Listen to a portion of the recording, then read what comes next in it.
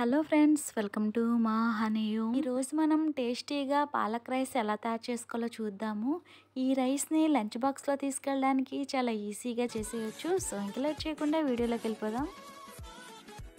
Stove పైన కడాయి పెట్టుకొని అందులో 1/2 లీటర్ వరకు నీళ్ళు వేసుకోవాలి, లేదా 2 గ్లాసుల వరకు ఫుల్గా నీళ్ళు వేసుకొని నీళ్లు కాగనివ్వాలి. నీళ్ళు ఇలా మరుగుతున్నప్పుడు నీటిలో కడిగి పెట్టుకున్న 2 కట్టల పాలకూర వేసుకొని 2 నిమిషాల పాటు ఉడికించుకోవాలి. ఒకసారి అటు ఇటుగా ఆకుని కలుపుకోండి. 2 లేదా 3 నిమిషాలు మాత్రమే ఉడికించండి, అంతకు మించి ఎక్కువసేపు ఉడికించొద్దు. ఇలా ఒక 2 మినిట్స్ పాటు ఉడికించుకున్న తర్వాత ఆకు మొత్తాన్ని నీటిలో నుంచి ఏదైనా ఒక ప్లేట్లోకి తీసుకొని పక్కన పెట్టుకోండి.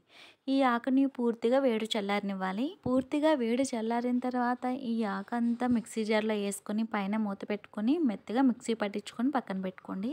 తరువాత స్టవ్ పైన కడాయి పెట్టుకొని 2 టేబుల్ స్పూన్ నూనె వేసుకొని, మీకు ఇష్టమైతే 1 టీ స్పూన్ నెయ్యి కూడా వేసుకొని కాస్త వేడైనాక 1 టీ స్పూన్ తాలింపు గింజలు వేసుకొని ఫ్రై చేసుకోవాలి.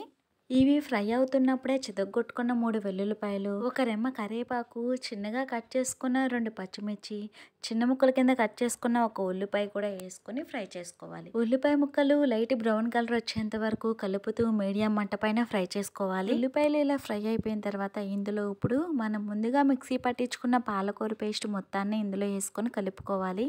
1 నిమిషం పాటు కలుపుతూ ఫ్రై చేసుకోవాలి. ఇలా 1 నిమిషం పాటు ఫ్రై చేసుకున్న తర్వాత ఇందులో ఇప్పుడు రుచికి సరిపడా ఉప్పు, 1/2 టీ స్పూన్ పసుపు, 1 టీ స్పూన్ కారం వేసుకోవాలి. నేను ఇక్కడ పచ్చిమిర్చి ఎక్కువగా వేసానని కారం వేయడం లేదు. మీరు కావాలంటే కారం వేసుకున్న తర్వాత అంతా కలిసేలాగా కలుపుకొని 1-2 నిమిషాల పాటు కలుపుతూ ఫ్రై చేసుకోవాలి. ఇలా కొంచెం సేపు ఉడికించుకున్న తర్వాత ఇందులో ఇప్పుడు పొడి పొడిగా ఉడికించుకున్న 2 కప్పుల అన్నాన్ని వేసుకొని కలుపుకోవాలి. ఈ పాలకూర అన్నాన్ని చాలా ఈజీగా చేసేవచ్చండి, తక్కువ టైంలో. పిల్లలకి లంచ్ బాక్స్లో పెట్టడానికైనా సరే, ఆఫీస్కి తీసుకెళ్ళడానికైనా సరే చాలా ఈజీగా చేసేవచ్చు. పక్కన రైతాతో తిన్నా చాలా బాగుంటుంది. ఇలా అంతా కలిసిలాగా కలుపుకోవాలి. మంట సిమ్లోనే పెట్టుకోవాలి. ఇలా మీడియం మంట పైన 2 లేదా 3 నిమిషాల పాటు కలుపుతూ ఫ్రై చేసుకున్న తర్వాత చివరిగా చిన్నగా కట్ చేసుకున్న కొత్తిమీర వేసుకొని కలుపుకొని, మీకు ఇష్టమైతే 2 టేబుల్ స్పూన్ల నిమ్మరసం కూడా వేసుకొని కలుపుకొని ఇంకా స్టవ్ ఆఫ్ చేసుకొని పక్క దించేసుకోండి. టేస్టీగా హెల్తీగా పాలక్ రైస్ రెడీ. వెంటనే ప్లేట్లకు సర్వ్ చేసుకొని రైతాతో తింటే చాలా బాగుంటుంది.